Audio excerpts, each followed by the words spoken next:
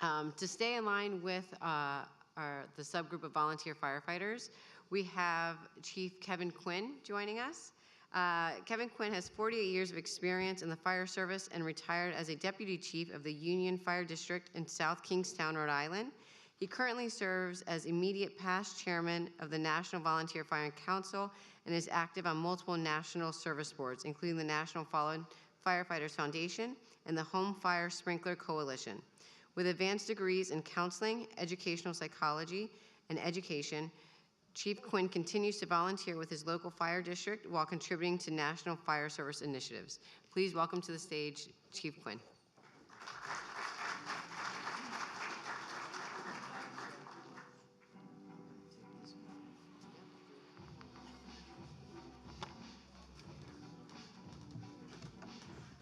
Thank you very much. It's truly an honor and a privilege to be here today.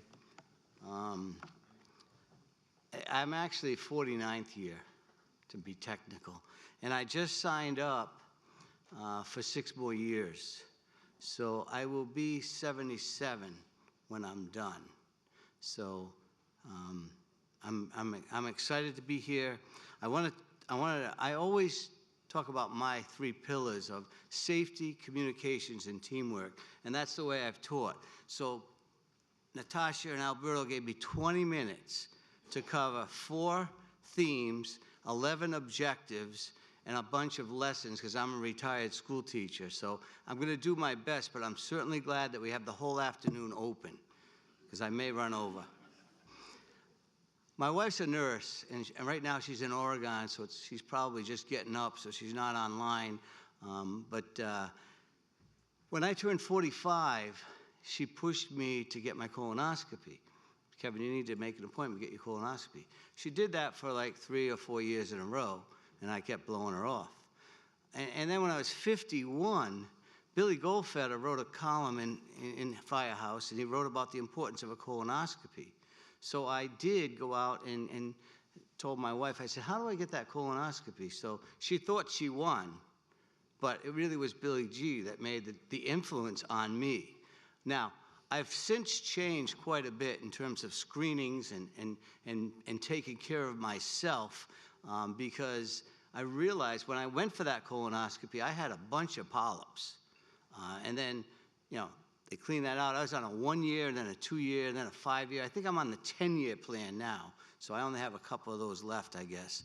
But Billy G made a difference, and I listened to him. I have seen a change in the fire service over the past 20 years, and that is a change for the better. And when we look at what Frank gave us a little while ago about that car seat, that was 1978 to 1985. That's like 6 years. And I have one goal left in the fire service, and I need all of you, because you are the champions. You are definitely the champions with the Florida leading the way with the Firefighter Cancer Initiative and doing so much work with the Sylvester Comprehensive Cancer Center and Erin and Alberto and Natasha. The work we've done, the partnerships we have built with the fire service and our scientists is just remarkable. So it's an exciting time. So my one goal, and I need all of your help, and this guy over here named Jeff Bond kind of turned me on to this a little bit, is I want to lead all of our fire service organizations and the scientists and the insurance folks, and I want us to develop national firefighter cancer screening guidelines. They don't exist, and they need to exist. And I have 6 years left to make that happen. So that's my one goal that I have left in the fire service. If we achieve that, I think we're going to find end results being those outcomes that we're seeking to reduce the amount of cancer in the fire service. I do want to tell you a little bit about me and how I started in the fire service. When my wife and I got married 46 years ago, 46 years? 46 years ago.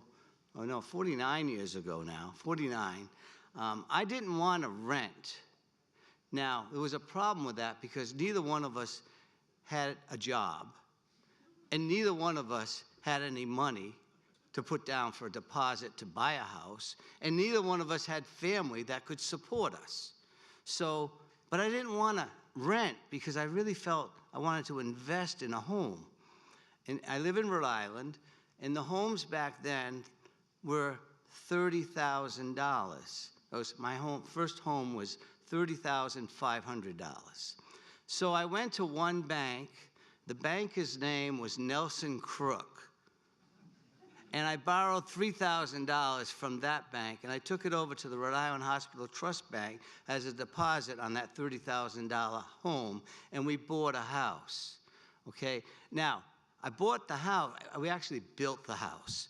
And we built the house next to the deputy chief of the fire department, which I didn't know him. My wife knew his kids, so she kind of knew him. And that's how I got involved with the fire service, by buying a house next to the deputy chief, and he came over and asked me if I'd be willing to join the fire service, and that was 49 years ago. And I've been blessed to have a simultaneous career as a school teacher and a firefighter. And I retired as a school teacher in 2007, and I continue to serve my community today as a firefighter. So I'm blessed to be able to do that. I've been able to be on the road nationally and internationally because my opportunity to fill in that application as a volunteer firefighter has graced me and blessed me to do things that I just never could imagine would have happened.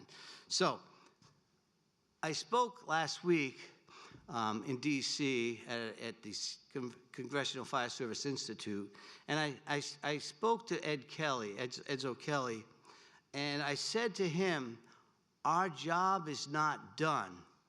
In fact, it's just begun. So I want all of you to stand up.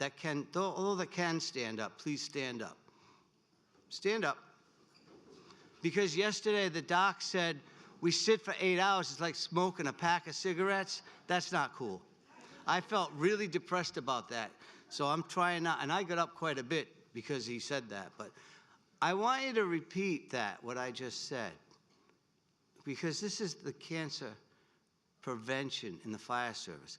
Our job is not done. In fact, it's just begun. I want you to say that in unison. Go. All right, good, good. Now stay standing. I'm gonna do a social experiment here.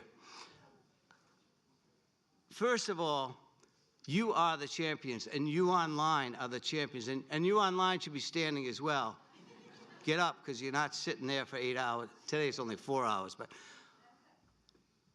you're the champions, and I mean that, because what you've done in Florida, and those that come here, many have come a number of years, and some are the first time, but you're the champions that are going to make the difference. You're the champions that are going to take and move and reduce our exposures. The scientists, the firefighters, the partners, the sponsors, all of you. So I want you to give yourself a round of applause. Go ahead, it's okay. Now, my social experiment. I don't know why I have two microphones, but anyone that has a wristband on right now and at home, remain standing. The rest of you, sit down, please. Okay, I'm glad we had some. That's good. Now, those of you that are standing up, everybody listen, but those that are standing up, take a look at your wristband. I've got the Sylvester Comprehensive Cancer Center on here, and I've got Together We Care, and Together We Can, and I've got the Firefighter Cancer Support Network here. Now, look at yours, and I'm wondering if this is my experiment, are they, the words, if you have words on yours, are they upward, where you can read them, or are they outward, where the audience could read them? How many of you have them where you're looking at it, and if you have words, and you can read it? How many of you, raise your hand. Okay, some do, okay? The others have it outward. Now, there's nothing wrong with it being inward. Nothing wrong with that at all, Keith, right? What is it? Kenny. Nothing wrong with it because yours has so much meaning to you. It may be a brother firefighter, sister firefighter, or whatever it might be. You know that message. That has passion in your heart. Okay? So that's okay. And Manny, it's okay if yours is facing you and you're reading it. But you have it the other way. Actually, I misunderstood you. My wristbands are at home, not here. But you can sit down. You have it the other way. You have it outward. Like I can read it, right? I can't see it from here. But that message, what's your name? Carl has that message that I can read it because he knows what it says. It has meaning to him. But when we look at it outwardly, that's sharing the message, where we all can share that message. And I think it's better that you wear it outwardly, and it's okay that you guys keep it to yourself. But if you really want to expand that and expand your audience, then you could show it out the other way. It would make a lot more sense, and we can make a better difference. That's what we're talking about here at this conference, making a difference. Sit down. Now, I'm really disappointed with the firefighters in America. The National Cancer Registry is almost 3 years out of the rollout. In April, it'll be 3 years. Their goal was 200,000 firefighters to sign up. We're at 21,437. That's dismal. I think it's because we don't have the message going out. You guys are all the champions, and we're here for a reason. So that's what my message is. Number one push out is we need to push this further and harder. And we only have 6 years. 6 years is all we have. And the researchers in the room, stand up. Researchers, all the scientists, stand up. I applaud you. I applaud you because, thank you. You have opened our eyes. You know, the IFF did some work and did a lot of research, but once the universities, the colleges, the scientists got on board, we now have realized our wrongs in the past. Frank talked about, you know, when I started, there were no air packs. When I started, I was on the tailboard. You know, those were not very bright things to do, okay? We've learned because of the research, and we continue to learn because of the research. Those posters we saw yesterday, very impressive. But without the research, the knowledge, we didn't figure it out until you kind of brought it to us and we partnered together. So that's a critical piece. Now, they didn't tell me how to hit this button, but I guess I'll figure out that. Am I late? No, not at all. Oh. I'm just beginning. They want me to give you this because you keep walking back and forth. It's Is it on? Yeah. All right. So, a burning issue is the firefighter cancer and how we can fight back. Remember the messaging. Remember that output and be able to get that message out to people so that we can reduce our exposures and reduce the numbers. Now, Frank also used bright minds think alike, the IARC, and being that designation. That's not the list I want to be on at the top of that list, but that's the reality. Firefighters are Group 1, and it is important for us to realize, and it's important for our officials, our appointed officials, elected officials to realize that, and we have to get the buy-in from those folks as well. I have 4 areas of themes. You know, research. So critical, so critical. Collaboration, education, and leadership and culture. That's really, if we could master these things, we will make a difference. Now, when we take a look at, I already mentioned the National Registry and how we have to do a better job at getting our firefighters to act.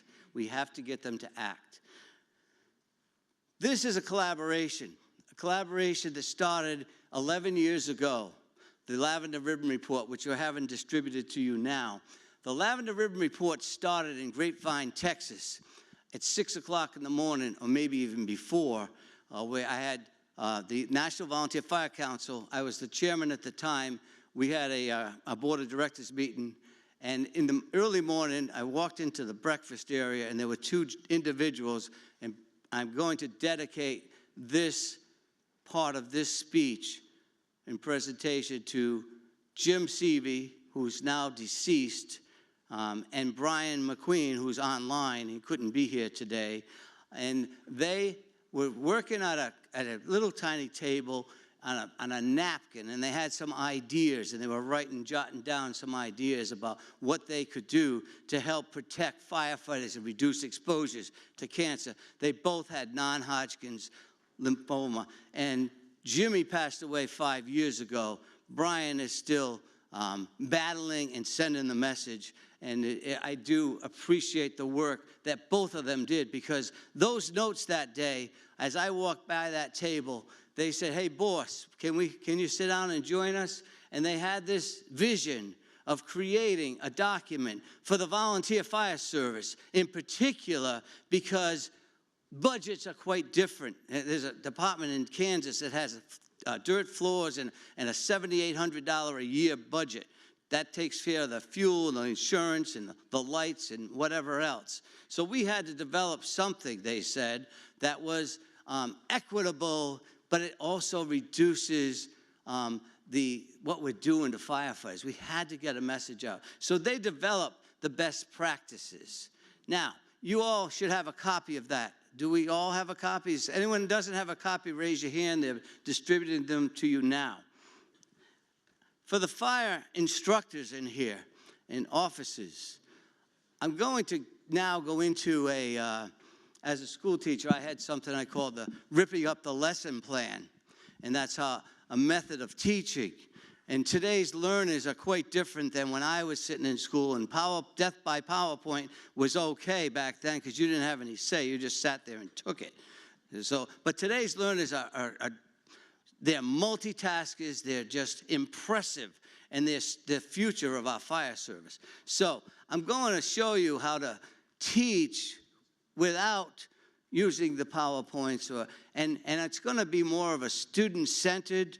And I normally do this outside on a nice day, and I usually get them in a circle, and initially I'll get in the middle of the circle, and today's lesson will be on the Lavender Ribbon Report, which is the 11 best practices that you can follow in a very economical way to be able to make a difference with your staff and your firefighters.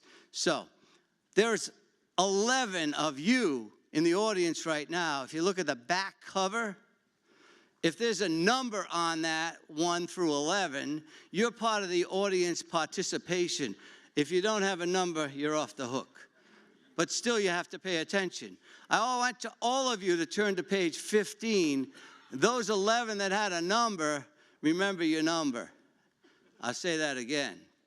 Those that had a number on the back page, remember your number. On page 15 are the 11 best practices. Who has number 1? Where are you? Number 1 on the back of the book. Oh, the number 1 person. There you are. All right. Now where's that microphone?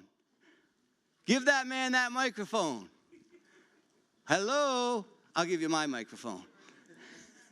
I want you to read number 1 for me, please.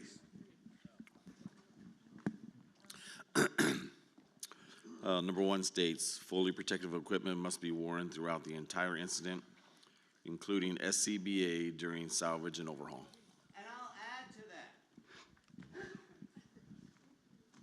It says it's on.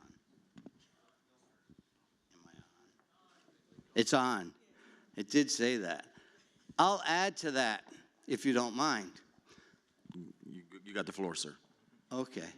You got a microphone. I'll add to that, when we do our on-site field decon, do we keep our folks that are doing the decon, the engineer, or whomever's doing that, do we keep them on air during that decon session?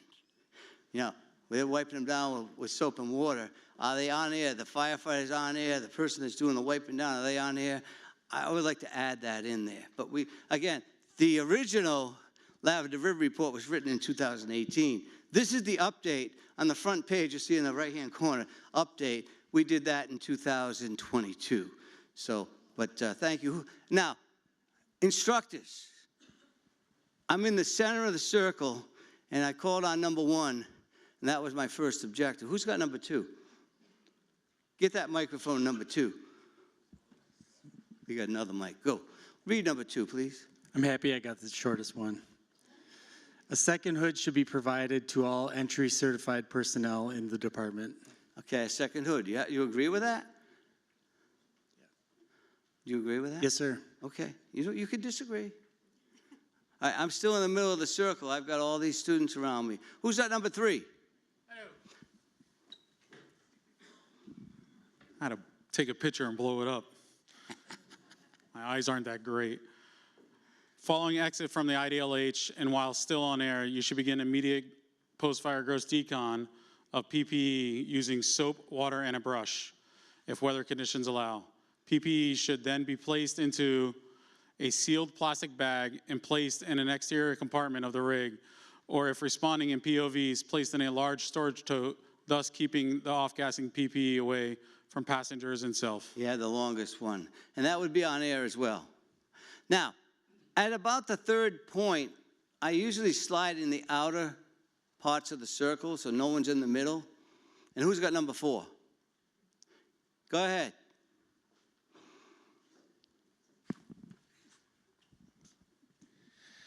After completion of the gross decon procedures as discussed above, and while still on scene, the exposed areas of the body, the neck, face, arms, and hands should be wiped off immediately using wipes, which must be carried on all apparatus. Use the wipes to remove as much soot as possible from the head, neck, jaw, throat, underarms, and hands immediately. Makes sense? Number 5.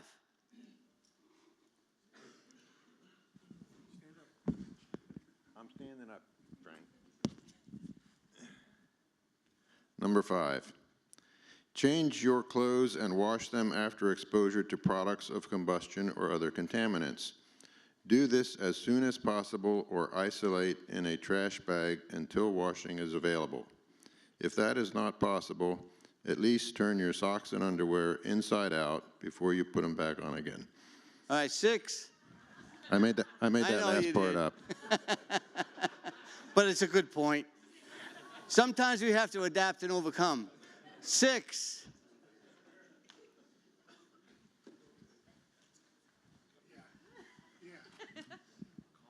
Way over there. Somebody switched my book over here. Page 15. Number 6, shower as soon as possible after being exposed to products of combustion or other contaminants. Shower within the hour. Shower within the hour. That was from Brian McQueen. Thank you, Brian. All right, number, I forgot, 8. What were you, sir? 7. Where's 7? Me, here. Gotcha. PPA, especially turnout pants, must be prohibited in area outside the apparatus floor, kitchen, sleeping areas, and never in the household. Thank you, Mauricio. Number 8, right here in the front. I got it. Number 8, wipes or soap and water should always be used to decontaminate and clean apparatus seats, SCBA, and interior crew area regularly, especially after incidents where personnel were exposed to the products of combustion. All of these things, there's not a lot of money attached to all of these things. It's really, really important that we realize that. Now, who's got number 9? Oh, Peter. I think this is rigged because you send it to the doctor in the group. Get an annual physical, as early detection is the key to survival. Yeah, and I'm the poster child for cardiac because I had a firefighter physical when I was chairman to check out this company that was doing a modified NFPA physical, and they found in my EKG that I had a dip, and I ended up having quadruple bypass surgery from the firefighter physical. That's number 9. Number 10. Aha, Jason. I kind of know everybody in here. He's a volunteer firefighter, now a researcher. Number 10, tobacco products in any variety, including dip and e-cigarettes, should never be used at any time on or off duty. Now, I need a microphone. I just am so impressed. And this is where the fire instructors understand what we're doing here. I'm in the middle of the circle, but not anymore. I'm on the outside in the circumference. No one in this room, at least I haven't noticed since we've been doing this, has been on their phone. That's pretty, except for you. Is it really that important?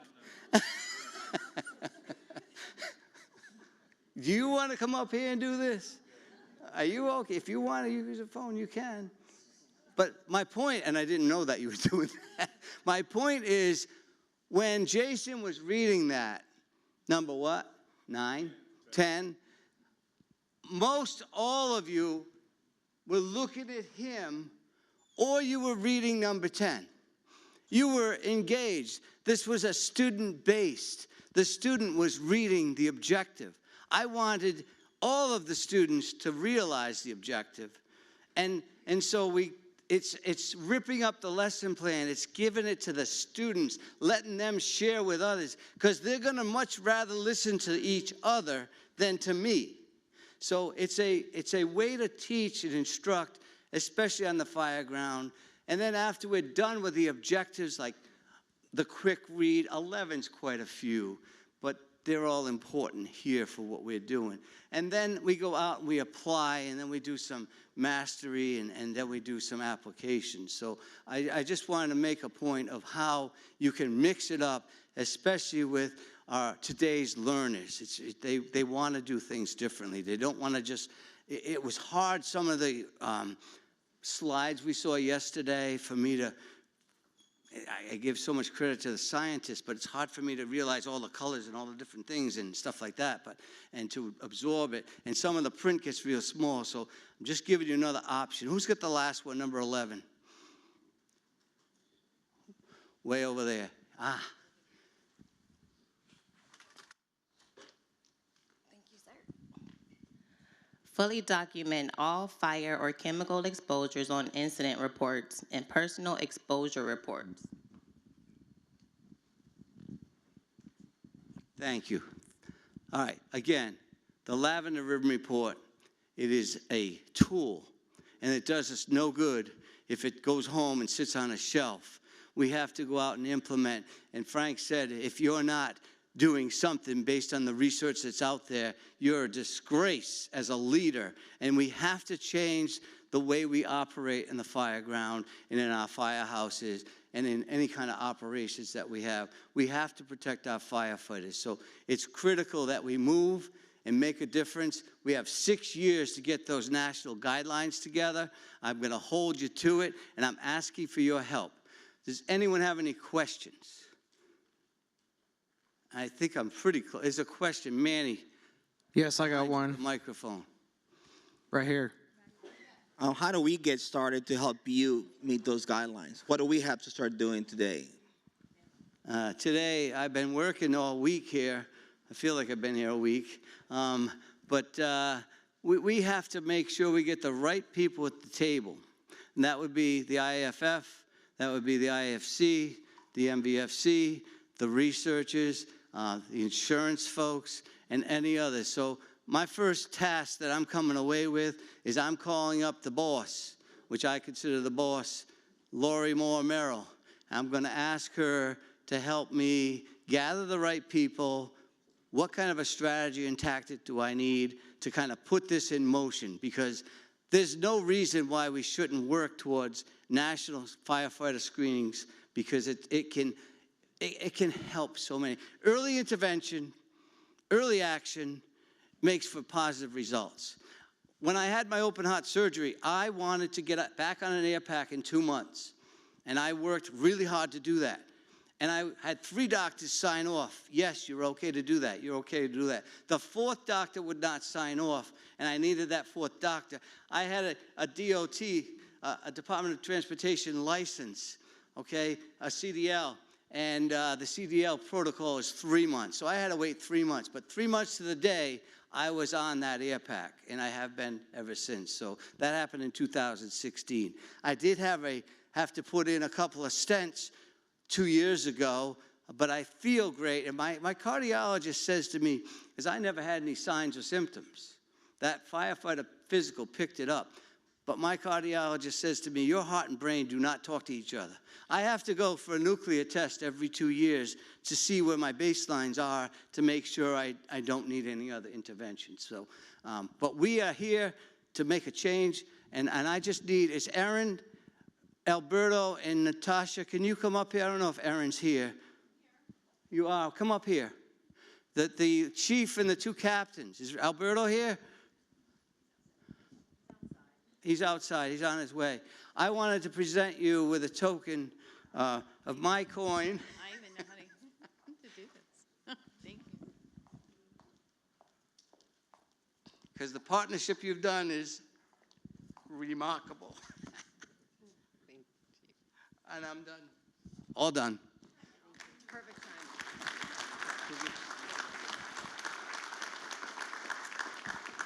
I'll get this to Alberto. Thank you so much.